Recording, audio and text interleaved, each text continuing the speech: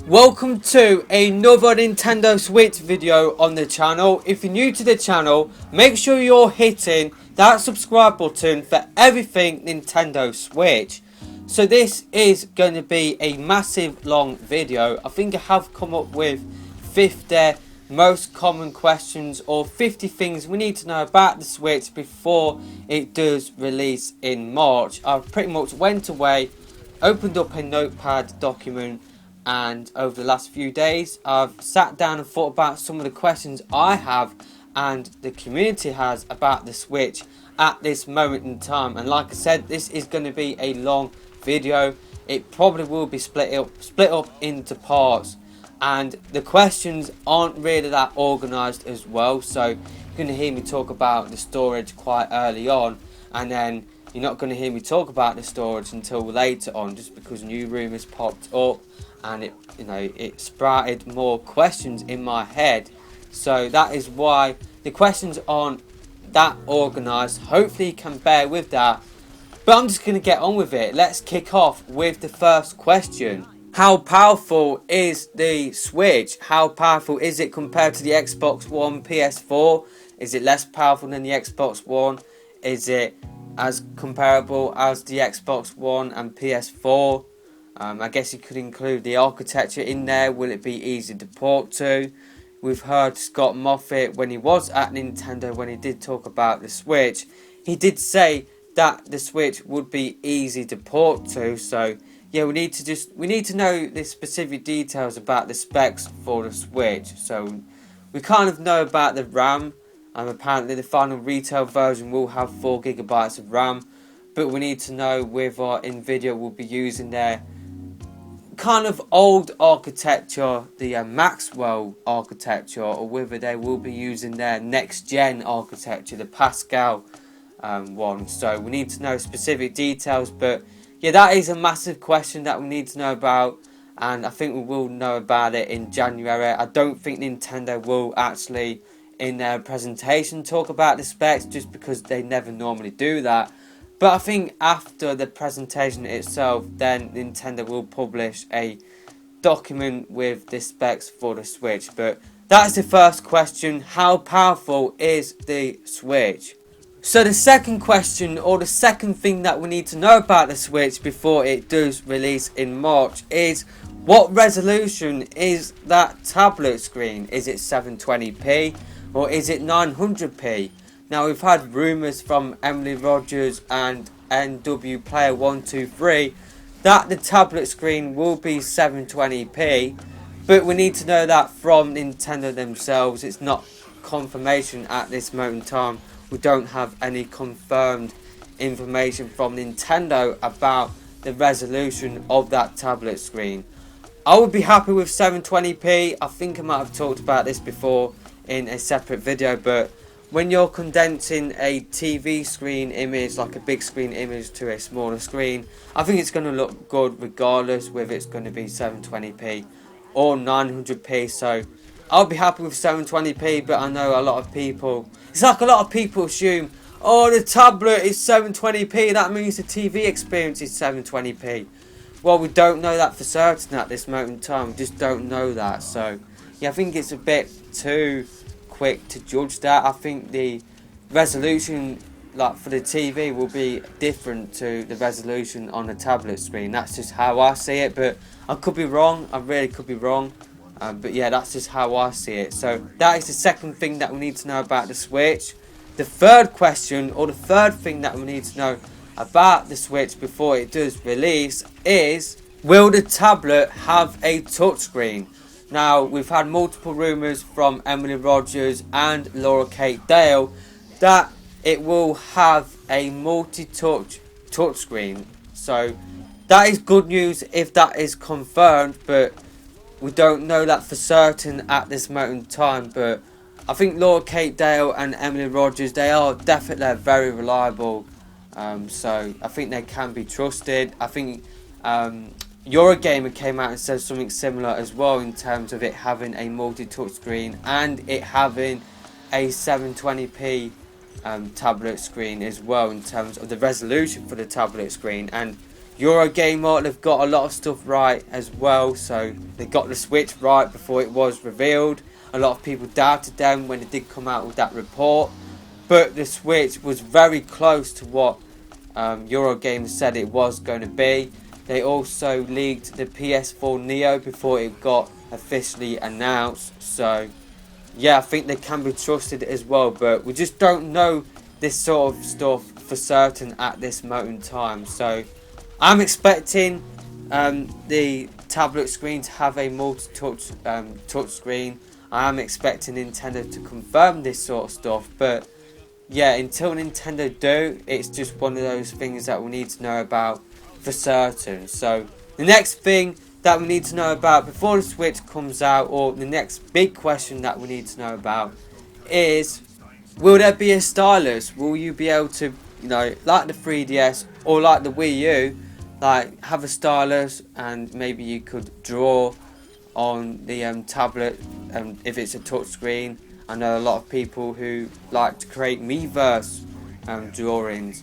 I think they pretty much want a stylus. I don't think they could do it without a stylus. So yeah, I'm not necessarily that bothered about whether it does have a stylus or not, but I know a lot of other people out there are, so that is why I did include it within this list. So yeah, we just don't know that for certain at this moment in time. But the next big question about the Switch that we need to know about before it does release is what games are coming out at launch. We just don't know that for certain, but we're going to find that sort of stuff out in the presentation on the 12th of January for you guys in North America, or the 13th for people living in Europe. The next thing is, you know, another thing that will be announced at the presentation as well is how much will it cost. Will it cost £250, $250? Will it cost $300, £300? Will it cost £350, $350? We just don't know how much it will cost, but I think it's safe to say that the vast majority of the cost will be down to the tablet. I think that is the most expensive part of the system, so that could boost the price of the Switch up. But you also got to look at how powerful it's going to be. So yeah, that's just another thing that we need to know about before the Switch does release.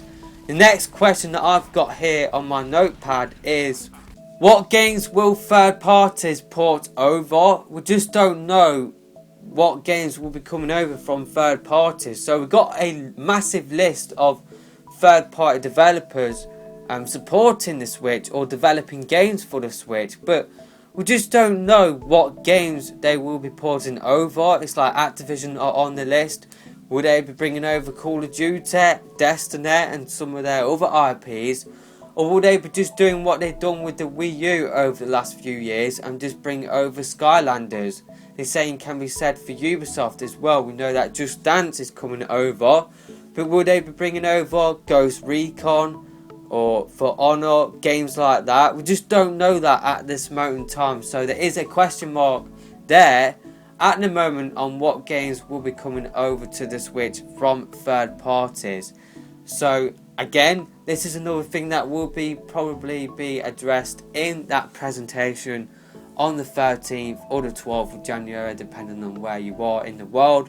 But yeah, until that presentation, that is another question at this moment in time. What third party games will be coming over to the system? We just don't know that for certain at this moment in time. The next big uncertain thing about the Switch, or the next big thing that we need to know about in terms of the Switch before it does come out in March, is how much will the games cost.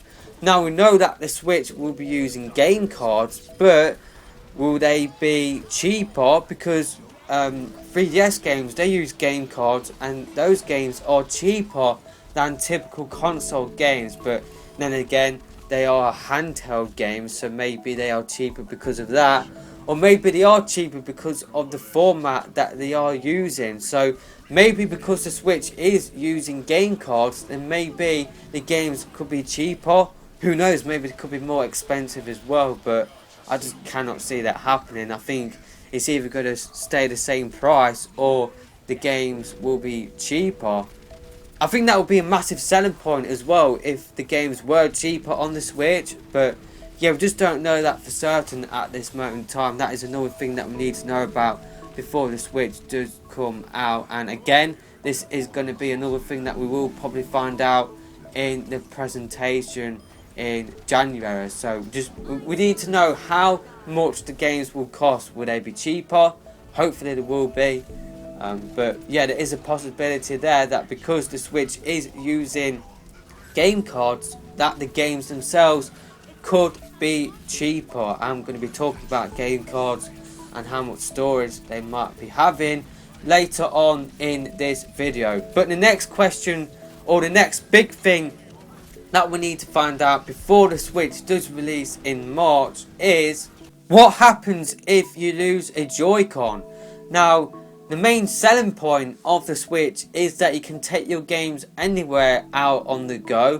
What happens, say like if you're on the train and maybe you gotta rush out and get to your next stop before the train darts off without you, or darts off whilst you're on the train, or so like if you're on the bus and you need to stop off at a certain bus stop, maybe you are in a bit of a rush and maybe you do leave a Joy-Con on the train or on the bus, or maybe you accidentally lose it. I can see a lot of kids losing a lot of Joy-Cons. So the next big question for me is, can you actually buy separate Joy-Cons? Will Nintendo do an accessory where you can buy another Joy-Con maybe for £20, and maybe they could do them in different colours as well? I've seen quite a lot of fan art from different people. I've seen people do SNES colours, GameCube colours, Wii colours, Wii U colours as well. So maybe Nintendo could do something similar, or maybe Nintendo will do it in terms of their brands. So maybe Nintendo could do a Splatoon one, a Mario one, a Zelda one as well, or a Metroid one, or a Pokemon one. So yeah, that is a big question. I think that's a massive question as well, because what happens if you do lose a Joy-Con? You're pretty much buggered unless you do have a Pro Controller as well. So yeah, I think Nintendo has to sell these Joy-Cons separately, because I think a lot of people will lose their Joy-Cons. So yeah, but we don't know that for certain at this moment in time, which is why it is on the list. So yeah, the next big question, or the next thing that we need to know about before the Switch does release is, can you charge the console or the tablet bit out of its dock? Will there be a separate charger where you can take it out on the go? So like if you are on the plane and you run out of battery, then you can easily just plug it into a socket and charge up your games and play your games at the same time. Or will it be limited to you charging it on the dock? I think that would be a massive oversight if that happened, because what happens if you are out on the go and you lose charge? And so like if the Switch has a low battery life, which we'll go into in another question later on in this video, but say like if it does have a low battery life, then it is even more important that the Switch can be charged out of its dock. So for me, that is another big question that we need to know about in terms of the Switch before it does come out in March. I think Nintendo will be daft if they don't supply another charger so that we can charge the Switch whilst we are out on the move. Now, there is a rumour from Laura Kate Dale that this will actually be happening, but you won't be able to charge the tablet whilst it is using the kickstand. So yeah, we just need to know that for certain. We need to know that from Nintendo themselves. But yeah, for me, that is another big thing that we need to know about in terms of the Switch before it does release. So that is going to be the end of part 1 in my 50 most common Nintendo Switch questions mini-series that I've got going on. Part 2 will be uploaded soon. What I will do is leave a link to all parts in the description of this video as soon as they go live, and I will do that for every single part that I do make. I will leave a link to the previous part and to this part as well. So that is going to be the end of this video. Make sure you're hitting that thumbs up button and let me know some of the things that you want to know about the Switch before it does come out. So that is it for this video, and I'll see you in the next part. Goodbye.